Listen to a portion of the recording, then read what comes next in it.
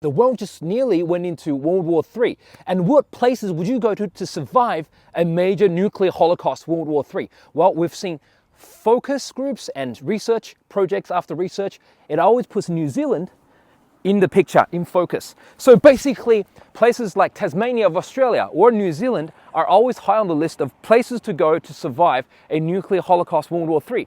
Here's a major question, right? Why is it that New Zealand is not joining Australia or US in all the war treaties, right? Right now, basically, you got Australia, you got Philippines, Japan, Korea, all forming alliances with the US, doing military drills in the Pacific, right? Trying to face off against China and Russia. But why is New Zealand not on this list right now? Reason why could be very simple. Now, did you know that in South Island, New Zealand, basically there are two islands, but in the South Island of New Zealand, a lot of super rich, super wealthy people have bought bunkers there, right? Because they think some sort of nuclear blast or biological warfare is coming, and they're there to basically prepare for the end of the world.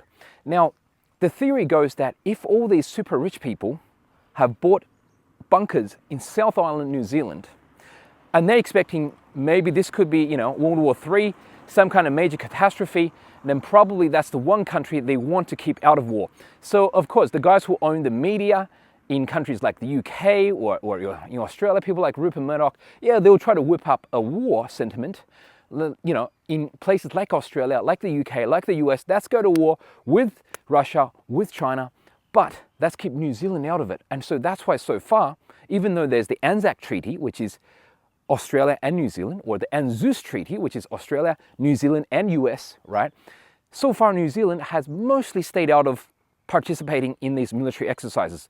So is it because, do you think, that the super rich want to keep this amazing New Zealand, right? Not only beautiful. So is it possible that the super rich of the world are deliberately keeping this piece of land safe, this amazing piece of land, New Zealand, safe for themselves, right? Because they think a major war, World War III, nuclear holocaust could be coming, right? With Russia, China, US, UK, France, all these major powers involved.